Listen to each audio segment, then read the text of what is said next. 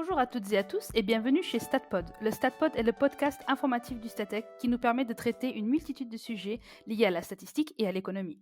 Aujourd'hui, nous sommes mercredi le 6 mai 2020 et nous allons parler des différentes méthodes qui existent pour mener des enquêtes.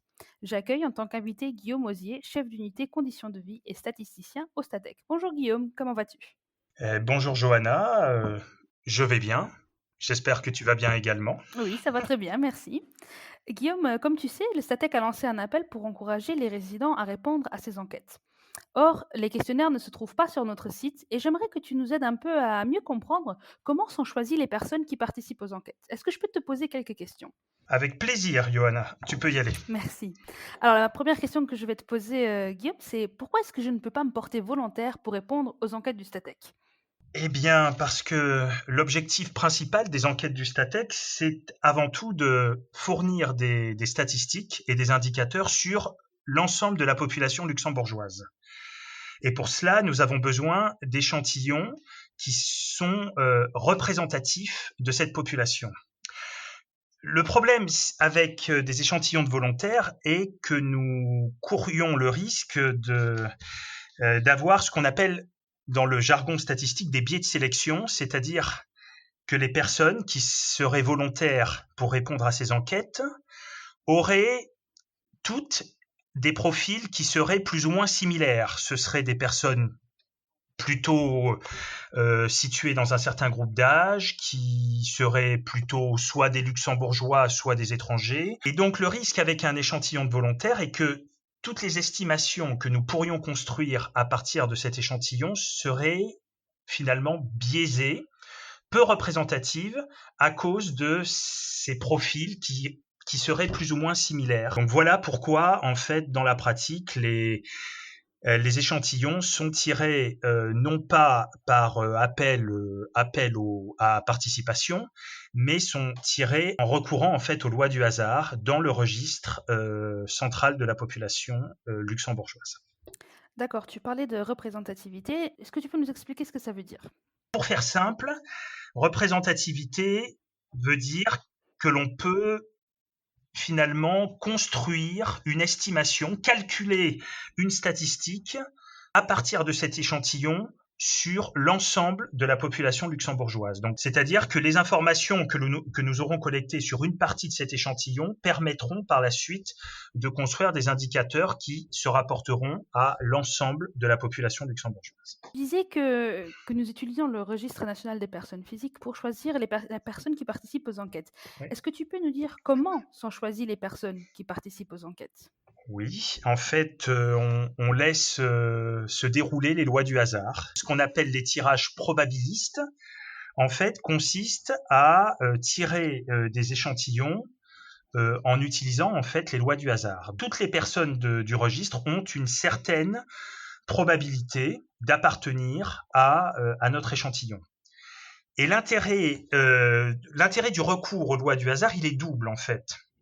Le premier intérêt, c'est qu'on peut construire des estimations statistiques sur l'ensemble de la population à partir des données observées sur un échantillon de celle-ci. Le deuxième avantage de recourir aux lois du hasard, c'est que c'est finalement pour un institut statistique la méthode la plus, je pourrais dire objective, de sélectionner un échantillon. Mhm. Et qui c'est qui tire l'échantillon pour le Statec? Alors, au Luxembourg, on recourt au registre national des personnes physiques, Oui. donc qui est le registre central de la population luxembourgeoise et qui couvre l'intégralité des personnes qui résident au Luxembourg. Et donc, ce registre est administré au Luxembourg par le CTIE. Et donc, à chaque fois que nous souhaitons tirer un échantillon pour une de nos enquêtes, nous envoyons une demande au CTIE et c'est lui qui réalise concrètement le tirage dans le registre et nous renvoie ensuite la liste des adresses, bien entendu en utilisant des moyens de transmission qui soient les plus sécurisés possibles, bien évidemment. Pour nos écouteurs, le CTI, c'est le Centre des technologies de l'information de l'État. Voilà. Tu nous dis qu'on tire des échantillons, tu nous as expliqué pourquoi est-ce que c'est important, mais est-ce que finalement, ce ne serait quand même Enfin, le Luxembourg, c'est un petit pays. Est-ce qu'il ne serait pas plus simple de simplement envoyer chaque enquête à chaque résident ou à chaque entreprise? Oui et non. Alors, en fait, nous le faisons déjà. Ça s'appelle le recensement de la population. Le dernier recensement de la population s'est déroulé en 2011 et le prochain recensement donc est en cours de préparation et devrait se dérouler en principe en 2021. Et donc le principe du recensement, c'est justement d'envoyer un courrier à l'intégralité des résidents luxembourgeois et donc de collecter des informations auprès de l'ensemble Tout à de la fait. population. Donc ça nous le faisons déjà, mais alors l'inconvénient, c'est qu'évidemment c'est une opération qui prend du temps et qui est extrêmement coûteuse, hein.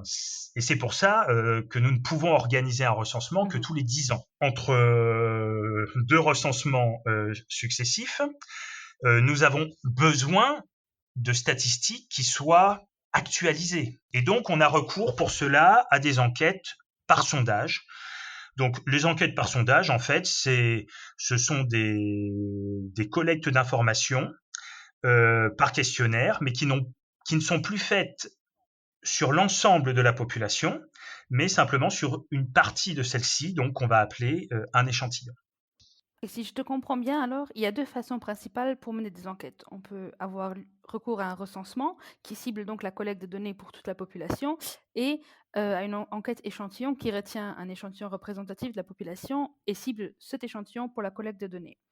Est-ce que tu peux nous dire quels sont rapidement les avantages et les désavantages de ces deux manières de faire? Alors, chacune a ses avantages et ses inconvénients. Alors, le recensement, comme je l'ai évoqué, son principal avantage, qui est écrasant, je dirais, par rapport aux enquêtes, c'est qu'il est exhaustif. Toute la population est couverte. Et donc, c'est un moyen en particulier de fournir des statistiques détaillées et précises à des niveaux qu'on ne peut pas atteindre en faisant des enquêtes. Donc je parle par exemple de communes ou voire même de quartiers. On peut imaginer, grâce au recensement, fournir des statistiques extrêmement localisées sur des zones géographiques restreintes ou des sous-populations extrêmement fines.